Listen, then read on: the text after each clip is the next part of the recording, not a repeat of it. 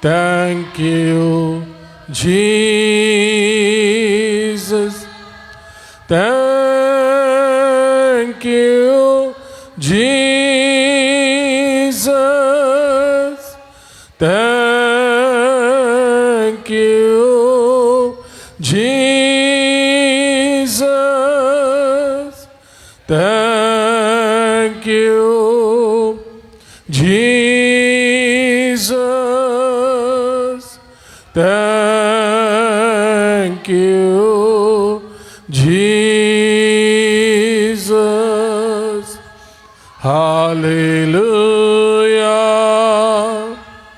Hallelujah. Hallelujah.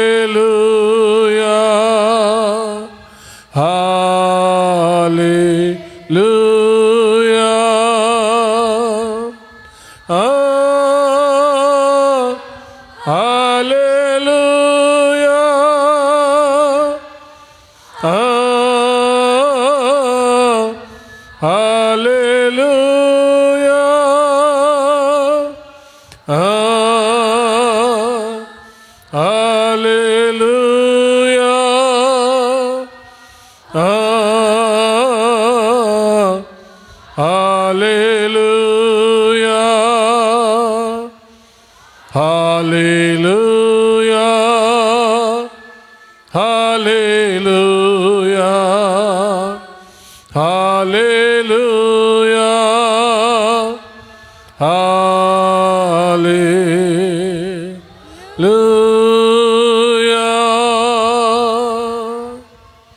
Thank you Jesus master.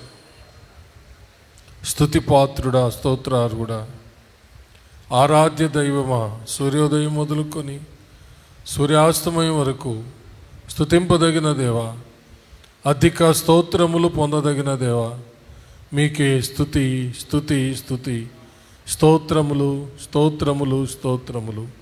సమస్త స్తుతి ఘనత మహిమ ప్రభావములు యుగయుగములు దేవునికే చెల్లునుగాక. ఆమేన్. హల్లెలూయా. మనం అందరం అలాగే నిల్చొని దేవుని వాక్య భాగాన్ని చదువుకున్నాం. అపోస్తులుల కార్యముల గ్రంథము 3వ అధ్యాయం 25వ వచనాన్ని చదువుకుందాం.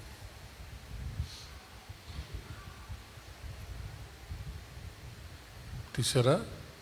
అపోస్తులుల కార్యముల గ్రంథము 3వ అధ్యాయము 25వ వచనము.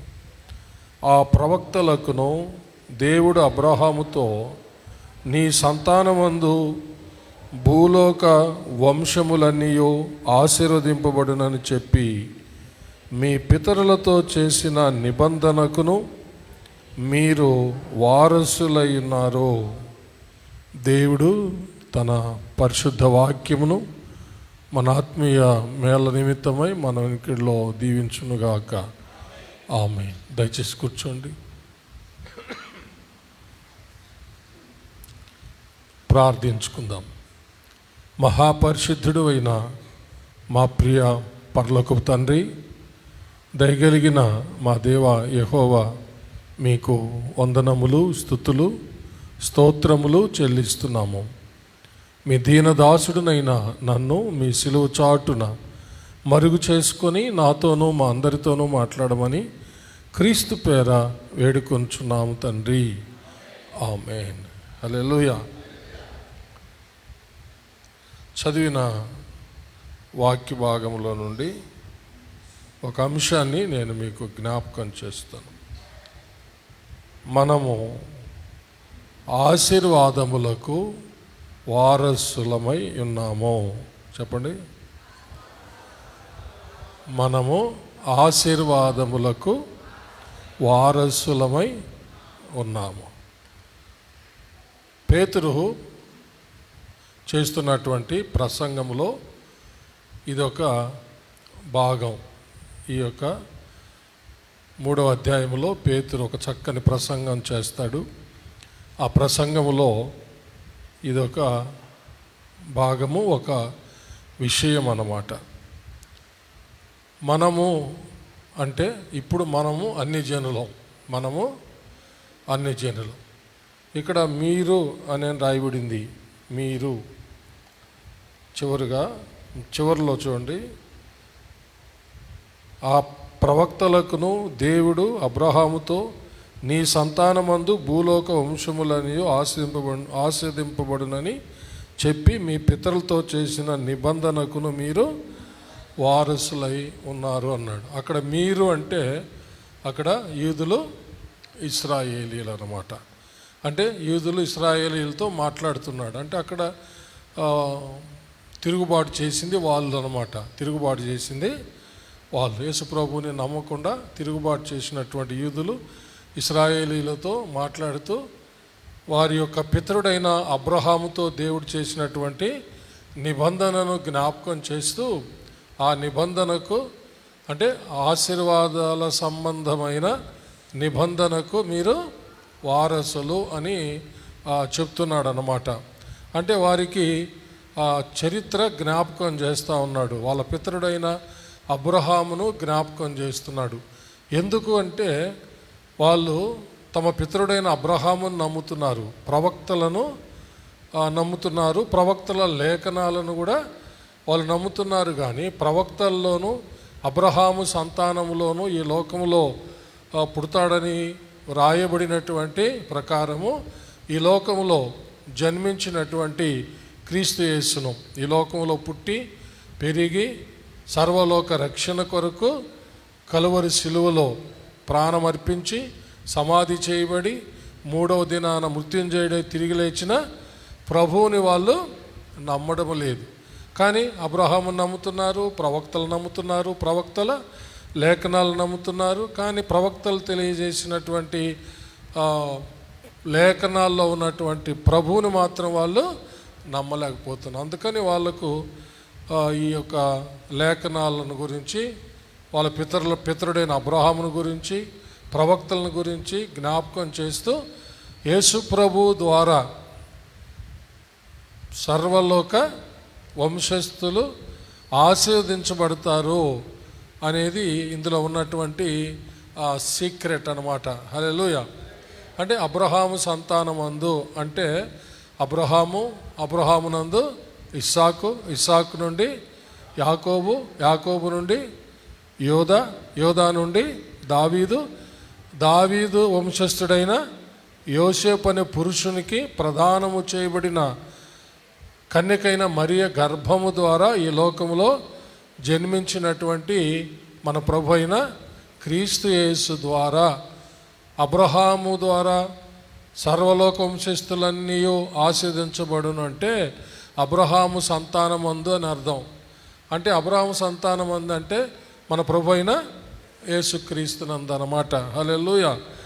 ఇది ఆనాడు అబ్రహాముతో నిబంధన దేవుడు చేశాడనమాట.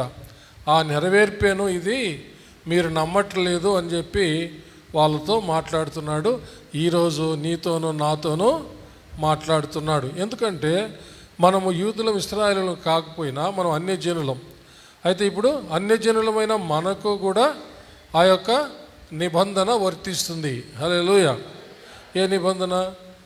అబ్రహాముతో దేవుడు చేసిన నిబంధన. ఏమిటది? అబ్రహామును ఆశీర్వదించి లోకములోని సర్వ వంశస్థులకు ఆశీర్వాదకరంగా చేశాడు అనేటటువంటి వాగ్దానము లేక నిబంధన అది మనకు కూడా చెందిందనమాట. అందుకని మరలా మనం ఒకసారి చదువుతాం. ఆ ప్రవక్తలకును దేవుడు అబ్రహాముతో నీ సంతానమందు భూలోక వంశములనియో ఆశీర్వదింపబడును. హల్లెలూయా. నీ సంతానమందు. ఇప్పుడు అర్థమైందా? ఎవరు నీ సంతానమందు అంటే అబ్రహాం సంతానము అంటే ఎవరు? మన ప్రభు అయిన యేసుక్రీస్తునందు భూలోక వంశములన్నీ ఆశీర్వదించబడినని చెప్పి అబ్రహాముతో నిబంధన చేశాడనమాట. ఆ నిబంధనకు ఇశ్రాయేలీలు యూదులే కాకుండా సర్వలోకములోని వంశస్థులందరూ కూడా వారసులై ఉన్నారు. హల్లెలూయా. ఎలా వారసులై ఉన్నారంటే ఆ సంతానమందు అంటే యేసుక్రీస్తునందు వారసులమై ఉన్నాం అన్నమాట. కాబట్టి ఇప్పుడు నీవు నేను మనము ఆశీర్వాదాలకు వారసులం. హల్లెలూయా. ఇది ఒకసారి అబ్రహాంతో ఎప్పుడు ఈ వాగ్దానం చేశాడు, దీని నిబంధన చేశాడో మనం ఒకసారి చూద్దాం.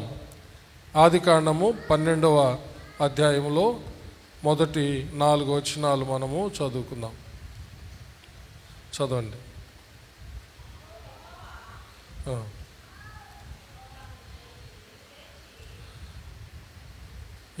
యెహోవా మాట్లాడుతున్నాడు అబ్రహాంతో, నీవు లేచి, ఈ ఫ్యాన్ కొంచెం తగ్గించేసి, నీవు లేచి నీ దేశము నుండి, నీ బంధువుల యొద్ద నుండి, నీ తండ్రి ఇంటి నుండి బయలుదేరి నేను నీకు చూపించు దేశమునకు వెళ్ళుము.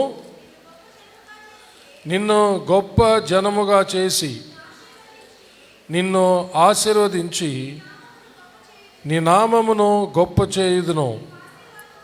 నీవు ఆశీర్వాదముగా ఉందువు. నిన్ను ఆశీర్వదించు వారిని ఆశీర్వదించేదను, నిన్ను దూషించు వాని శపించేదను. భూమి యొక్క సమస్త వంశములు నీ యందు ఆశీర్వదింపబడునని అబ్రాహాముతో అనగా. హల్లెలూయా. చూసారా? కాబట్టి అబ్రహామును పిలిచినప్పుడే దేవుడు ఈ యొక్క నిబంధన చేశాడనమాట. చప్పలు కొట్టి దేవుని మహింపడదాం.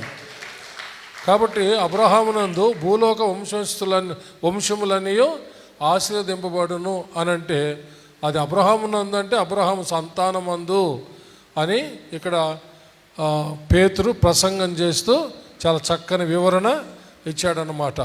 ఇది ఎక్కడుందంటే ఆదికాండం 17వ అధ్యాయంలోనే అది రాయబడింది. ఆదికాండము 17వ అధ్యాయంలో అబ్రహాము యొక్క సంతానమునందు శాశ్వత నిబంధన చేస్తాడని అక్కడ రాయబడిన మాటలు ఉన్నాయి. మొదటి నుంచి చదవండి. అబ్రహాము 99 ఏండ్లవాడైనప్పుడు యెహోవా అతనికి ప్రత్యక్షమై, నేను సర్వశక్తిగల దేవుడను, నా సన్నిధిలో నడుచుచు నిందారహితుడివై ఉండుము. నాకును నీకును మధ్య నా నిబంధనను నియమించి నిన్ను అత్యధికముగా అభివృద్ధి పొందించేదనని అతనితో చెప్పెను. చాలు. హల్లెలూయా. అబ్రహాముతో దేవుడు నిబంధన చేశాడనమాట. హల్లెలూయా. 7వ వచనం, నేను నీకును నీ తరువాత నీ సంతానమునకును దేవుడనై ఉండునట్లు నాకును నీకును నీ తరువాత వారి తరములలో నీ సంతతికి నీ మధ్య నా నిబంధనను నిత్య నిబంధనగా స్థిరపరిచేదను. హల్లెలూయా. నాకును నీకును నీ తరువాత వారి తరములలో నీ సంతతికి నీ మధ్య. ఇక్కడ నీ సంతతికి మధ్య అంటే ఈ సంతానంలోనే మన ప్రభు అయిన యేసుక్రీస్తు అన్నమాట. చప్పలు కొట్టి దేవుని మహింపడదాం. కాబట్టి యేసు అంటే అబ్రహాము సంతానములో ఈ లోకానికి పంపబడబోతున్నటువంటి యేసుక్రీస్తు ద్వారా ఆ ఆశీర్వాదాలు సర్వ లోకస్తులకి అది వారసత్వంగా దేవుడు అనుగ్రహించాడని దీని యొక్క అర్థము. హల్లెలూయా. కాబట్టి ఇది జరిగిపోయింది. ఇది చెప్పండి, ఇది జరగబోతున్న విషయం కాదు, జరిగిపోయింది. మన ప్రభు అయిన యేసుక్రీస్తుల వారు ఈ లోకానికి వచ్చాడు. మనందరి కోసం సర్వలోక రక్షణ కొరకు ఆయన శిలువలో మరణించాడు, సమాధి చేయబడ్డాడు, తిరిగి లేచాడు. ఆయన ద్వారానే ఈ యొక్క ఆశీర్వాదాలు సర్వలోకస్తులందరికీ చెందినవి అయినాయి అన్నమాట. హల్లెలూయా.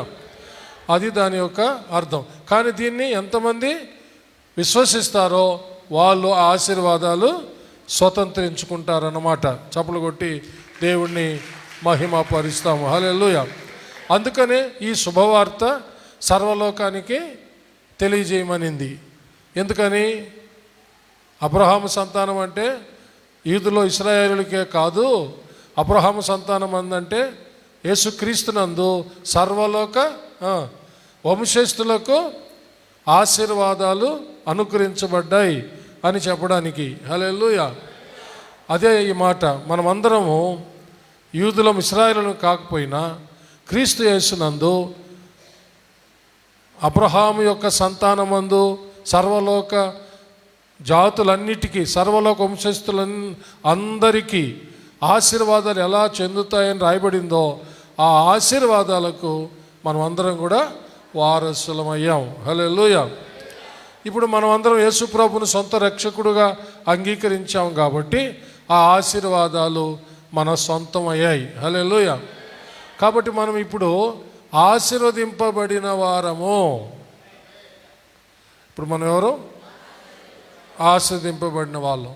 అంటే ఆశీర్వాదాలకు వారసులమై ఆ ఆశీర్వాదాలు మనము సొంతం చేసుకున్నాం. హల్లెలూయా. ఎవరి ద్వారా?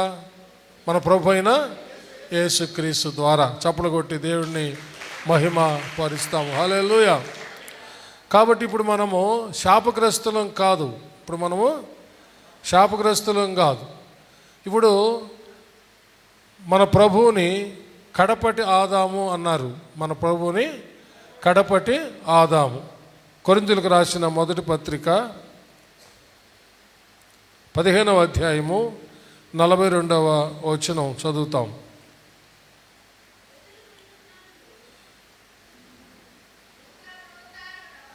మృతుల పునరుద్ధానమును, అలాగే 42వ వచనం 15:42.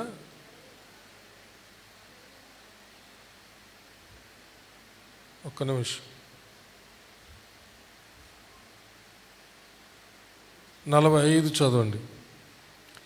ఇందు విషయమై ఆదామును మొదటి మనుష్యుడు జీవించు ప్రాణి ఆయనని వ్రాయబడి ఉన్నది. కడపటి ఆదాము జీవింపచేయు ఆత్మ ఆయనో. హల్లెలూయా. మొదటి మనుష్యుడంటే ఆదాము. మొదటి మనుష్యుడంటే ఆదాము అంటే మొదటి ఆదాము అని అర్థం. మొదటి మనుష్యుడు అంటే మొదటి ఆదాము. అందుకనే ఇక్కడ కడపటి ఆదాము అని రాయబడింది. ఎవరిని? మన ప్రభు అయిన యేసుక్రీస్తునందు. యేసుక్రీస్తునందు మనము అంటే కడపటి ఆదామునందు జీవమునకు వారసులమయ్యామంట. జీవమునకు వారసులం.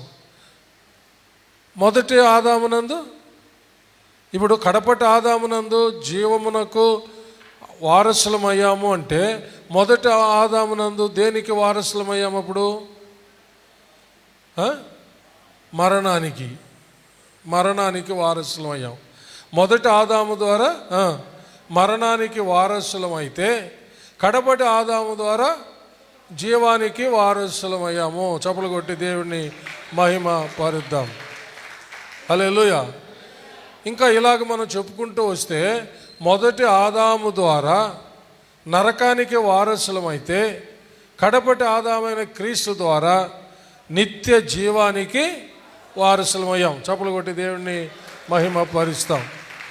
మొదటి ఆదాము ద్వారా నరకానికి వారసులమైతే కడపటి ఆదామైన క్రీస్తు ద్వారా నిత్య జీవానికి వారసులమయ్యాం. ఇలాగ ఒకటొకటి చెప్పుకుంటూ వస్తే మనము మొదటి ఆదాము ద్వారా వచ్చినటువంటి ప్రతి దుఃఖకరమైన విషయాలలో నుండి కడపటి ఆదాము ద్వారా సంతోషకరమైన విషయాల్లోనికి మనం వచ్చేసాం కంప్లీట్గా.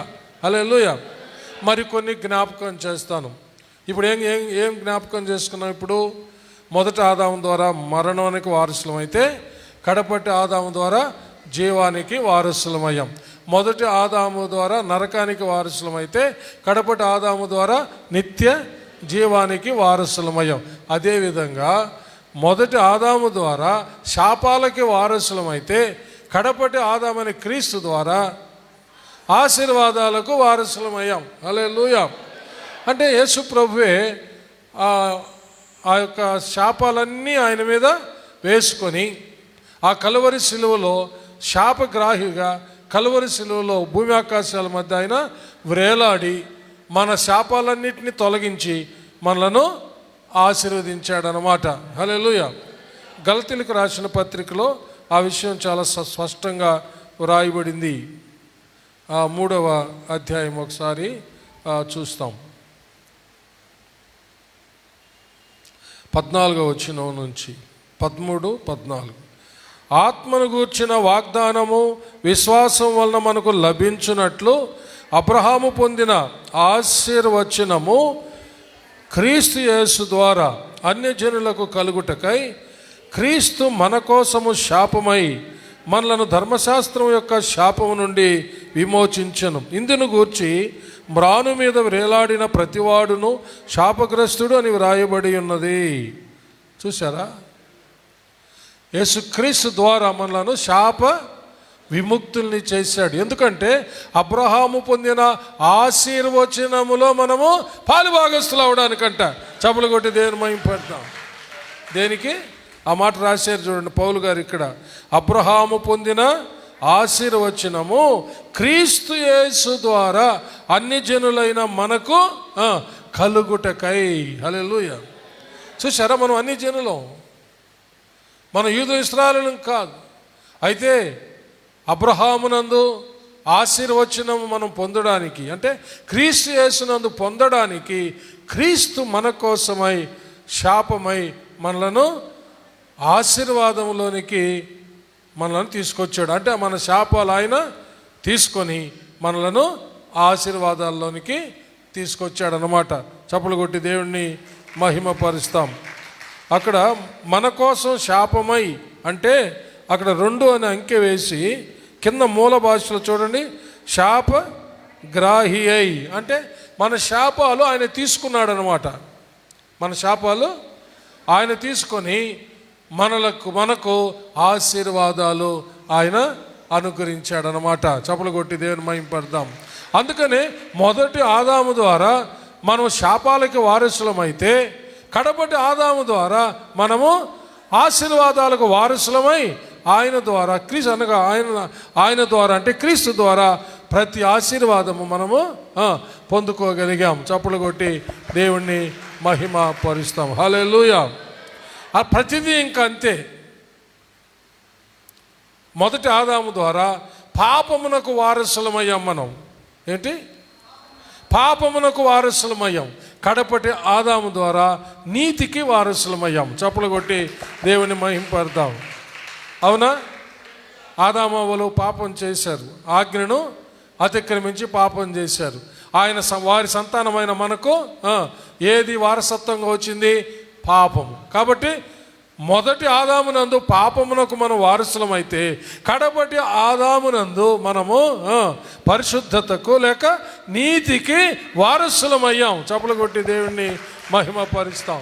అంటే పాపాలన్నీ మన మీద నుంచి తీసి తండ్రి అయిన దేవుడు తన కుమారుని మీద వేశాడనమాట. హల్లెలూయా. మన మీద ఉన్న పాపాలన్నీ తీసి క్రీస్తు మీద మోపాడు. కొరింథీయులకు రాసిన 2వ పత్రిక 5వ అధ్యాయం 18-19 వచనాల నుంచి చదువుతాం. అదేమనగా దేవుడు వారి అపరాధములను వారి మీద మోపక క్రీస్తునందు లోకమును తనతో సమాధానపరుచుకొనుచు ఆ సమాధాన వాక్యమును మాకు అప్పగించను.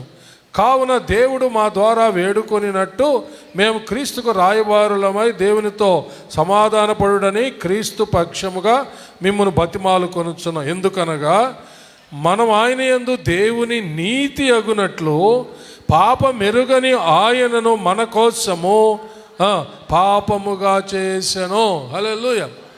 కాబట్టి మొదటి ఆదాము ద్వారా మనం పాపానికి వారసులమైతే మనలను కడపటి ఆదాము ద్వారా దేవుని యందు నీతిమంతులం అవడానికి మన పాపములను దేవుడు తీసి మన దోషములను మన అపరాధములను తీసి క్రీస్తు మీద మోపాడనమాట. సిలువలో క్రీస్తునందు ఆ పాపాలు కొట్టివేయబడ్డాయి. హల్లెలూయా.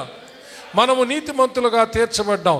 కాబట్టి ఈ క్లారిఫికేషన్ జాగ్రత్తగా చూడండి. అంటే మొదటి ఆదాము ద్వారా పాపానికి వారసులమైతే కడపటి ఆదాముని క్రీస్తు ద్వారా పాపము నుండి విముక్తి పొంది నీతికి వారసులమయ్యాం లేక పరిశుద్ధతకు వారసులమయ్యాం. చప్పలు కొట్టి దేవుణ్ణి మహిమ పరుస్తాము. హల్లెలూయా. అలాగనే మన యొక్క సకల విధములైనటువంటి రుగ్మతలు అనగా వ్యాధులు, జబ్బులు, రోగాలన్నిటికీ మనము ఎలా వారసులమయ్యామంటే మొదటి ఆదాము అవ్వల ద్వారానే మనము జబ్బులకి, రోగాలకి, వ్యాధులకి వారసులమయ్యాం. ఇప్పుడు మనము కడపటి ఆదాము ద్వారా హల్లెలూయా ఆరోగ్యానికి వారసులమయ్యాం. చప్పలు కొట్టి దేవుని మహిమ పడదాం. Praise Lord. ఎందుకని? మొదటి ఆదాము ద్వారా వచ్చినటువంటి వ్యాధులు, జబ్బులు, రోగాలు, వాటికి వారసులమైన మన మీద నుండి వాటిని తీసి తండ్రి అయిన దేవుడు తన కుమారుడైన యేసుక్రీస్తు మీద వేశాడు. ఆయన పొందిన దెబ్బల ద్వారా మనకు స్వస్థత ఇచ్చి ఆరోగ్యం ఇచ్చాడు. యెషయా గ్రంథం 53వ అధ్యాయంలో ఈ విషయం చాలా స్పష్టంగా వ్రాయబడింది. 4వ వచనం, నిశ్చయముగా అతడు మన రోగములను భరించెను, మన వ్యసనములను వహించెను, అయినను మొత్తబడిన వానిగాను, దేవుని వలన బాధింపబడిన వానిగాను, శ్రమనొందిన వానిగాను మనం అతని ఎంచితిమి. మన అతిక్రమ క్రియలను బట్టి అతడు గాయపరచబడెను, మన దోషములను బట్టి నలుగగొట్టబడెను, మన సమాధానార్థమైన శిక్ష అతని మీద పడెను, అతడు పొందిన దెబ్బల చేత మనకు స్వస్థత కలుగుచున్నది. హల్లెలూయా. చూసారా? మొదటి ఆదాము ద్వారా వ్యాధులకు వారసులమయ్యాం, జబ్బులకు వారసులమయ్యాం, రోగములకు వారసులమయ్యాం. ప్రియులరా, హలో వింటున్నారా? అయితే దేవుడు తన సొంత కుమారుని లోకానికి పంపించి కడపటి ఆదామైనటువంటి ఆ కుమారుని ద్వారా, క్రీస్తు ద్వారా మనకు సకల విధములైన వ్యాధి, రోగము, జబ్బుల నుండి విడుదల కలుగజేసి మనలను ఆరోగ్యానికి వారసులను చేసేసాడు. చప్పలు కొట్టి దేవుణ్ణి మహిమ పరుద్దాం. గట్టిగా గట్టిగా చప్పలు కొట్టాలి. హల్లెలూయా. కాబట్టి ఇప్పుడు మనం క్రీస్తు యేసునందు రోగాలకు వారసులం కాదు, ఇప్పుడు ఆరోగ్యానికి వారసులం. హలో, చప్పలు కొట్టండి. ఇప్పుడు మనం దేనికి వారసులం? ఆరోగ్యానికి వారసులం, రోగానికి కాదు. పోయింది అది. ఎప్పుడు పోయింది? యేసుక్రీస్తునందు పోయింది. మనం ఎప్పుడైతే యేసుక్రీస్తుని సొంత రక్షకుడుగా అంగీకరించి మనము పాప క్షమాపణ నిమిత్తం యేసయ్య నామములో లేక తండ్రి కుమార పరిశుద్ధాత్మ నామములో బాప్తిసం పొందామో అప్పుడే మనము ఆరోగ్యానికి వారసులమయ్యాం, అనారోగ్యానికి వారసులము కాదు. అంటే ఇంక అనారోగ్యం వచ్చి మనలను వరించడానికి లేదు, అది మనల్ని పట్టుకునేదానికి లేదు, అది మనకు వచ్చేదానికి లేదన్నమాట. అలాగ నువ్వు నమ్మితే హల్లెలూయా నువ్వు ఆరోగ్యంగానే ఉంటావు, అంతే. చప్పలు కొట్టి దేవుని మహిమ. దీని అర్థం అది. అందుకనే నీతిమంతులకు ఏ యొక్క వ్యాధి రాదని ఉంది బైబిల్లో. హల్లెలూయా. అంటే ఈ సత్యాలని బాగా నమ్మాలి, నమ్మి ప్రభువుని అనుసరించి నడుస్తూ ఉండాలి. అప్పుడు క్రీస్తు యేసునందు దేనికి వారసులం అయ్యామో అవే అనుభవిస్తాం, అంతే. చప్పలు కొట్టి దేవుని మహిమ. ఇప్పుడు మనకు తండ్రి మొదటి ఆదాము కాదు, మనకు తండ్రి యేసయ్య. కాబట్టి మొదటి ఆదాము అనే తండ్రి ద్వారా వచ్చినటువంటివన్నీ పోయినాయి. హల్లెలూయా.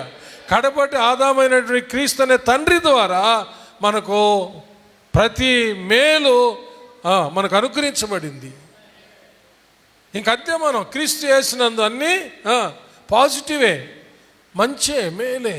దీన్ని నమ్మి ఆయనను మనము ప్రేమిస్తూ ఆయన విశ్వాసంతో సాగుతూ ఉంటే మనం ఇంకా ఏ మంచివైతే దేవుడు చేశాడో, ఏ చెడ్డవైతే తీసేశాడో, ఇక మంచివే అనుభవిస్తూ మనము చివరి వరకు జీవిస్తాం, అంతే. చప్పలు కొట్టి దేవుణ్ణి మహిమపరుస్తాం.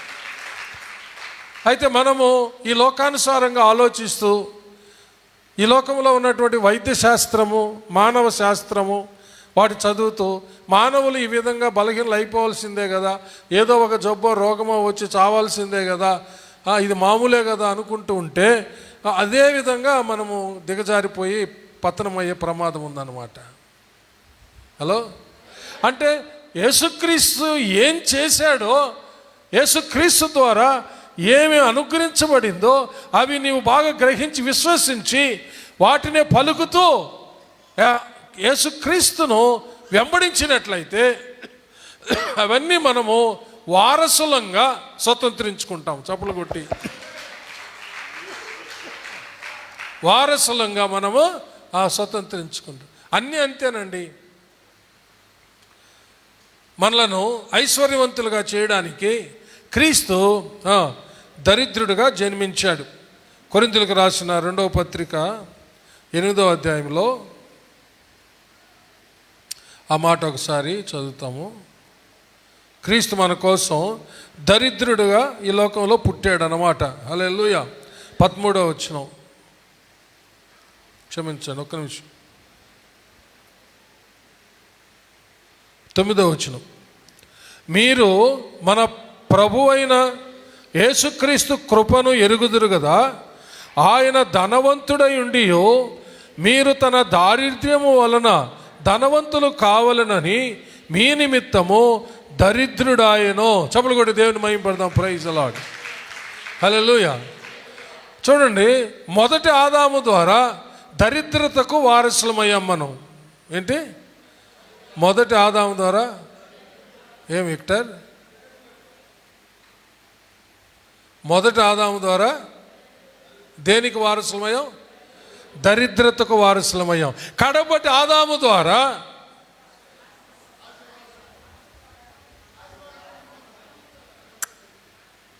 దరిద్రతకు ఆపోజిట్ ఏంది? ధనవంతులు లేక ఐశ్వర్యవంతులు. ఎంతమంది చదువుకున్న వాళ్ళు ఉన్నారు? చదువు లేని వాళ్ళు కూడా చెప్పచ్చు. టకామని చెప్పరేమి? రాత్రంతా ప్రోగ్రాంలో ఉన్నారులే, నిద్ర వస్తుంది, నేను కాదనలా. కానీ అర్థం చేసుకోవడానికి ప్రయత్నించండి. యేసుక్రీస్తు అనే కడపటి ఆదాము ద్వారా మనకు దరిద్రత తొలగిపోయింది. మొదటి ఆదాము ద్వారా దరిద్రత వారసత్వంగా వచ్చింది.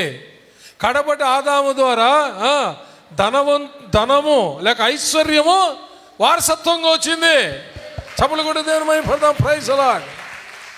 అంటే యేసుక్రీస్తు నందు ఇప్పుడు మనము అనగా కడపటి ఆదాము నందు ఐశ్వర్యానికి వారసులం మనం. చెప్పండి, ఐశ్వర్యానికి వారసులం, దరిద్రతకు వారసులం కాదు.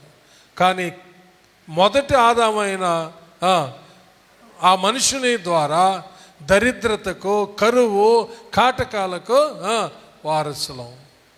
అయితే కడపటి ఆదాము ద్వారా ఆ దరిద్రత, కరువు, కాటకాలు తొలగిపోయి ఐశ్వర్యానికి చెప్పండి వారసులమయ్యాం. హల్లెలూయా. ఇలాగ ఎన్నైనా చెప్పుకొని రాసుకొని హ్యాపీగా రోజు చెప్తూ సంతోషంగా స్పిరిచువల్గా ఎంజాయ్ చేయండి. చప్పలు కొట్టి దేవుని మహిమ పెడతాం.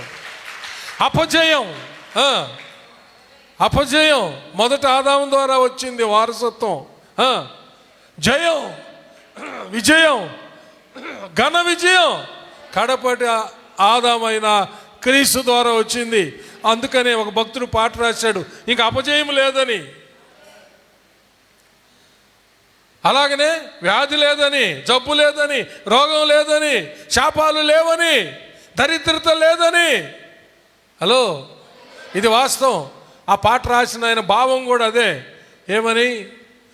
అపజయం నాకు లేదుగా, అపజయం నాకు లేదుగా, అపజయం నాకు లేనే లేదుగా, అపజయం నాకు లేదుగా, అపజయం నాకు లేదుగా, అపజయం నాకు లేనే లేదుగా. దేవకుమారుడు యేసు యుద్ధములో జయమిచ్చెను, అపజయం నాకు లేనే లేదుగా, అపజయం నాకు లేదుగా, అపజయ నాకు లేదుగా, అపజయ నాకు లేనే లేదుగా. దేవకుమారుడు యేసు యుద్ధములో జయమిచ్చెను, అపజయ నాకు లేనే లేదుగా. హల్లెలూయా. ఆ భక్తుడు ఆ పాట రాశాడు. అలాగనే అన్ని పాడుకోవాలా. క్రీస్తునందు నాకు శాపం లేదు, క్రీస్తునందు నాకు ఆశీర్వాదాలు, క్రీస్తునందు నాకు వ్యాధి లేదు, జబ్బు లేదు, రోగం లేదు, క్రీస్తునందు నాకు ఆరోగ్యం, క్రీస్తునందు నాకు దరిద్రత లేదు, క్రీస్తునందు నేను ఐశ్వర్యవంతుణ్ణి, క్రీస్తునందు నాకు అపజయం లేదు, క్రీస్తునందు నాకు జయమే. హల్లెలూయా. అన్నీ అంతే ప్రియులరా. ప్రతిదీ క్రీస్తు యేసునందు అంత గొప్ప ఆ భాగ్యాన్ని, ఏర్పాటుని దేవుడు చేశాడు. అందుకనే పేతురు చాలా చక్కని మాట రాశాడు, ఆ నిబంధనకు వారసులము. హల్లెలూయా. ఆ నిబంధనకు వారసులం. ఏ నిబంధన అది? అబ్రహాము సంతానమందు భూలోక వంశములన్నీ ఆశీర్వదింపబడును. ఏంది? అబ్రహాము సంతానమందు భూలోక వంశములన్నీ ఆశీర్వదింపబడునని అబ్రహాముతో చేసిన నిబంధనకు మనము వారసులు. మనమే కాదు, సర్వలోక ప్రజలు వారసులు. ఆ వారసులైన వాళ్ళు ఎలా వాటిని స్వతంత్రించుకోవాలంటే యేసుక్రీస్తుని నమ్మాలి. హల్లెలూయా. నమ్మిన మనం ధన్యులం ప్రియులారా. దిగులు పడకండి. క్రీస్తు యేసునందు సకల ఆశీర్వాదాలకు వారసులం. ఆశీర్వాదం వెంబడి ఆశీర్వాదం అన్నిట్లో పొందుకోవడమే. ఈ సత్యం తెలియక మనము అది ఇది నమ్మి వాటిని అనుభవిస్తున్నాం అంతే. యేసుక్రీస్తునందు ఏమైతే మనము వారసులమై పొందుకోవాల్సి ఉన్నాయో అన్నీ పొందుకొని హ్యాపీగా, ఫ్రీగా, ఫ్రీ బర్డ్స్గా మనము ఎగరాల. హల్లెలూయా. దేవునికి మహిమ కలుగును గాక. అందుకని ఆ బ్రదర్ ఆ పాట కూడా రాశాడు కదా, I am a blessed person అని. ఎవరు? అనిల్ కుమార్ గారు పాడిన పాట, I am a blessed person, I am a blessed person. నేను ఆశీర్వదించబడిన వాడిని, నేను ఆశీర్వదించబడిన వాడిని అని చక్కని పాట ఉంది కదా. హల్లెలూయా. ఇంకోసారి పాడదాం, టైం లేదు, అందరూ లేచి పడదాం. ఈ గొప్ప సత్యాన్ని మీ జీవితాల్లో ముద్రించుకోండి. అయితే ఒక్క కండిషన్ ఏంటంటే, ఒక్క కండిషన్, నిజంగా అయితే మనము అన్కండిషనల్ లవ్లో ఉన్నాం.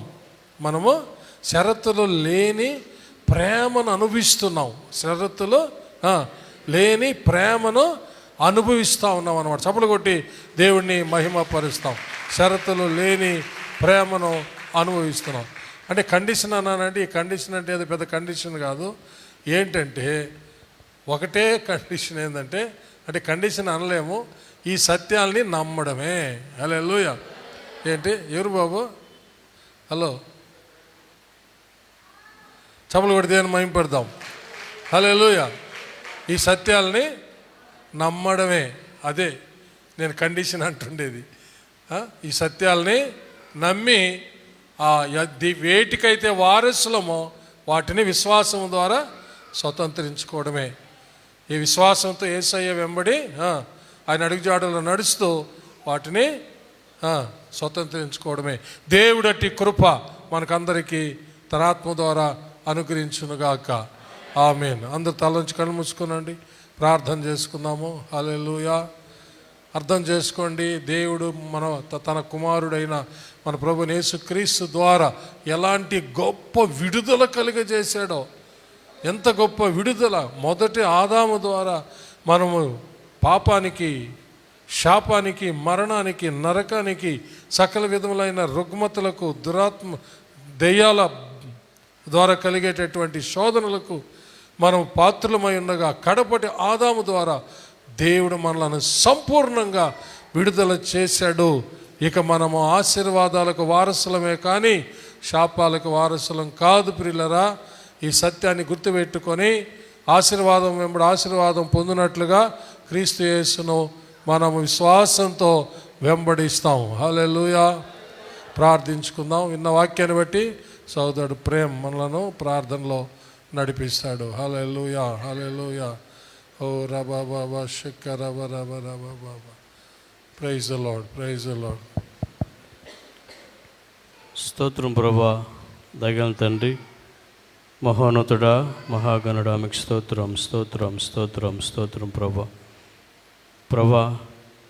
అబ్రహాంతో చేసిన నా నిబంధనకు మమ్మల్ని వారసులుగా ప్రభా మీరు పిలుచుకున్నందుకై మీకు స్తోత్రం, స్తోత్రం ప్రభా. ఆదాము ద్వారా నాయన శాపము, దరిద్రత, మరణము నాయన వచ్చినప్పుడు ప్రభా మీ ప్రియకుమారుడు నాయన మా రక్షకుడైన యేసయ్యను మా కోసం ఈ లోకానికి పంపించి ప్రభా మాకు బదులుగా నాయన సిలువలో అప్పగించిన నాయన ప్రభా యేసయ్య ద్వారా మమ్మల్ని ఆశీర్వాదములోనికి నాయన మీరు దాటించినందుకు మీకు స్తోత్రం, స్తోత్రం, స్తోత్రం ప్రభా. యేసయ్య మీకు వందనాలు నాయన మీ యందు నాయన మాకు ప్రభా నాయన ఆశీర్వాదం ఉంది నాయన, మీకు స్తోత్రం. మీ యందు ప్రభా మాకు నాయన జీవం ఉంది నాయన, మీ యందు ప్రభా మాకు నాయన ప్రభా ఐశ్వర్యం ఉంది నాయన దీవెన ఉంది నాయన, మీకు స్తోత్రం ప్రభా. నాయన ఆదాము ద్వారా నాయన రోగాలు వచ్చాయి, శాపాలు వచ్చాయి, కానీ మీ ద్వారా నాయన మాకు నాయన ప్రతి విధమైన రోగాలన్నిటిని మీరు సిలువలో భరించి కొట్టివేసి మాకు ఆరోగ్యం ఇచ్చినందుకు మీకు స్తోత్రము నాయన, మాకు ఆశీర్వాదము నాయన మీరు సిద్ధపరిచినందుకు స్తోత్రము నాయన ప్రభా. పరలోక సంబంధమైన ప్రతి ఆశీర్వాదమునకు నాయన మమ్మల్ని వారసులుగా మీరు పిలిచినందుకు మీకు స్తోత్రము నాయన. యేసయ్య మా కోసం నాయన మీరు దరిద్రుడిగా నాయన మరణించి మాకు నాయన ప్రభా పరలోక సంబంధమైన ఐశ్వర్యాన్ని ప్రభా మాకు అనుగ్రహించినందుకు స్తోత్రము నాయన ప్రభా. మేము ఎల్లప్పుడూ నాయన మీ యందు నిలిచిన వారమై యేసయ్య మీకు వందనాలు నాయన మీతో నాయన నిలిచిన వారమై నాయన ప్రతి ఆశీర్వాదము, ప్రతి దీవెన, ప్రతి జీవము, ప్రతి ఆరోగ్యము నాయన, ప్రతి జయము నాయన మేము అనిపించడానికి మీ కృప దయచేయమని ప్రార్థన చేస్తున్నాం నాయన. దేవా మాకు ఇచ్చిన జయాన్ని బట్టి నాయన మీకు స్తోత్రం ప్రభా. నాయన మాకు అనుగ్రహించిన జయాన్ని బట్టి మీకు స్తోత్రాలు చెల్లిస్తున్నాము నాయన ప్రభా. మాకు ఇచ్చిన ప్రతి ఆశీర్వాదాన్ని బట్టి మీకు స్తోత్రాలు చెల్లిస్తున్నాము నాయన ప్రభా. విశ్వాసముతో నాయన మీ యందు నిలిచిన వారమై ప్రతి ఆశీర్వాదము, ప్రతి జయము, ప్రతి ప్రభా దీవెన, ప్రతి ఆరోగ్యం అన్నీ మేము అనుభవించడానికి సహాయం చేయమని, బలపరచమని యేసయ్య నామములో ప్రార్థించి స్తుతించి అడిగి వేడుకొంచున్నాం మా తండ్రి, ఆమేన్. నా ప్రాణమా యెహోవాను సన్నుతించుము, నా అంతరంగముననున్న సమస్తమా ఆయన పరిశుద్ధ నామమును సన్నుతించుము. నా ప్రాణమా యెహోవాను సన్నుతించుము, ఆయన చేసిన ఉపకారములలో దేనిని మరువకుము. ఆమేన్. మన పరమ తండ్రి అయిన దేవుని ప్రేమ, కుమారుడైన యేసుక్రీస్తు ప్రభుల వారి యొక్క కృప, పరిశుద్ధాత్మ దేవుని అన్యోన్య సహవాసము, సన్నిధి, కాపుదల, భద్రత, నడిపింపు ఇప్పుడు ఎల్లప్పుడూ సదాకాలము మీకందరకును, మీ బిడ్డలకు, మీ బిడ్డలకు మీరు కలిగి ఉన్న సమస్తానికి తోడై దీవించి ఆశీర్వదించి కాచి కాపాడునుగాక. Amen, amen, amen. May God bless you all. యేసయ్య నామములో అందరికీ వందనాలు.